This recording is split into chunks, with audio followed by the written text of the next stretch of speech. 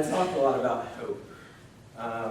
Not hope back there, but the concept of hope. At that time, I believed that hope was the most important thing for changing your life. Well, after I gave that speech, one of our fellow allies kind of challenged me on that idea. It was Jen. And she kind of said some things that really made me reconsider the idea of hope. And I kind of went home and I did some research. And so I'm going to tell you what the interweb says about hope. Hope is an optimistic attitude of mind based on an expectation of positive outcomes related to events and circumstances in one's life or the world at large. An optimistic attitude. So let's think about that for a second. The real question that I want to bring about is if your end goal is to enact change in who you are or your current situation, is an optimistic attitude really enough to accomplish that goal? All right, so I'm going to take you back to my year before Public Allies. It was 2013, and I had just graduated college. Or so I thought. I walked across the stage at Northern Kentucky University, shook the dean's hand, got the round of applause from the audience, took thousands of pictures with all my family members, my friends, everyone I went to school with, and I was over. It was over. It was done. I thought I was a college graduate. Well, it turns out something went wrong with my college credits, and I was 1 hour short of graduating. Yeah. So I had to explain to my family, who, by the way, was planning a huge graduation party for me later that week, that I hadn't actually graduated. That was a fun conversation to have. Well, not only that, shortly after that, I got some bad news. My dad lost his job, and he was in a pinch for money, and he asked if he could borrow some money from me. And at that time, I had a great job, making pretty good money. I had some savings, so I was like, yeah, sure, no problem.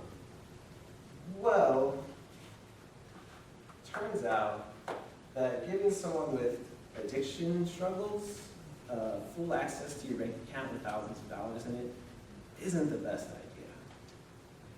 But I thought it was, or I didn't know. I had no idea he had withdrawn my whole life savings. I had no idea until the next day when I was let go from my job that I thought. So I was like, okay, that's fine. I got money saved up. I can last a couple of months. I've got a nest egg, I'll be okay until I find that next great job. Well, I get home and check my bank account, and it's got $10 in it. But it should have had $1,500, maybe $2,000, somewhere around there. So, that kind of sucked. But life happens. And I was a little distraught, but, I still had hope. I still thought things would get better. I had an optimistic attitude. Well, I also thought things could really get worse. I also thought it was only up from here. Well, the universe dealt me another blow. My girlfriend, who I had been dating for 3 years, known for almost 4 years, we broke up shortly after that. So, I was broke, I was jobless, didn't have a college degree that I thought I had, and now I was alone. So, the only thing I had was hope that things could get better. Well, let's remind ourselves of the definition of hope. And an optimistic attitude with the expectation of positive outcomes relating to your circumstances in the world at large, and that things will get better, essentially. Well, over the next few months, I was hard at work at hoping. I wasn't really doing much actively to change my situation.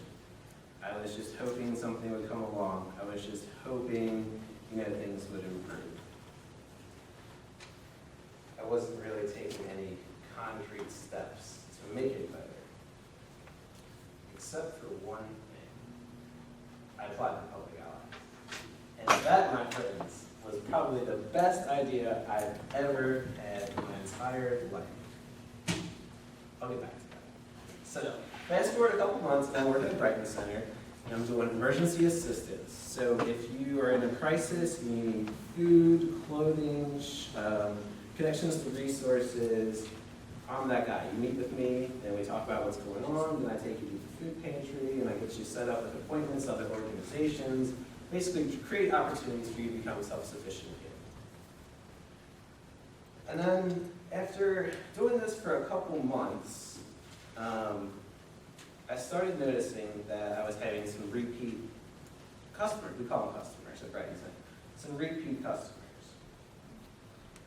You know, they would come into my office and they would be hopeless. They would be lost. They would not really have a plan for the future. When we kind of sit down, chat about what's going on, I could give them some ideas, and my job is to reinstill that hope back into them. And they would leave my office with a packet full of resources they could go to, phone numbers, appointments set up at other organizations to help them, you know, get back up on their feet and start creating a plan so they can change their lives. Well, then I'd see that same person come back 2 months later, and their situation really hadn't improved too much. And I started to really get distraught about this and disheartened. Brighton Center's motto, or not the motto, but just kind of their core idea is that people can change. And I started to really question this idea, if people could change. So I was kind of, you know, down in the dumps for a couple weeks, kind of meeting with the same people, trying to like reinstill that hope back into them and get them set up. And then after, you know, the struggling week, I had a really, really successful week. A customer that I met with, who was a returning citizen, been away for a long time, didn't have any knowledge about how to use a computer, didn't have cell phone minutes, was staying in a halfway house, had 2 weeks before he had to get out. And he came and he talked to me, and I was able to find him housing and get him secured and stably housed within 2 weeks. And it was just like a huge success for me. And then like 3 other people that I had been working with all saw dramatic changes in their situation. It was awesome. That's what I love. That's what I live for. That's why I love my job. And then, so I started to kind of reflect, and I wanted to think about what the difference was between these 2 situations. And I realized that having hope is essential for changing your current situation. However, you have to take that first step yourself. Like, having a pile of logs and a box of matches does not create a fire. You've got to take that match and strike it. So, in my professional work, I really struggled with taking the first step. Emergency assistance was really hard for me. At first, I didn't want to take that step. I didn't want to, thought I could screw up someone's life, tell them, you know, the wrong place to go, the wrong organization to talk to. But I just jumped in and I did it, and it was amazing. And I loved it. Case management, it's like one of my passions now. I took that first step, and it was successful. And it's still successful. Same thing with my rental resource guide. You've all heard about it. Basically, an awesome resource where constantly updated by different organizations, and it connects people to stable housing. All the rental resources in Northern Kentucky are in this one document. And you know, I had the idea of creating it months before I actually did. I was scared to take that first step. I had hope that I could make a difference, but I was scared to take that first step. So that's kind of the overall theme of what I learned in Public Allies. What did I learn this year? Well, in addition to all of the sexy things that you can learn in an office, like data entry and the importance of arranging files in alphabetical order, all of those things, I also learned that in order to change your situation, you have to take that first step. Can people change? Absolutely, without question. The most important thing is finding and nurturing what will make them take that first step.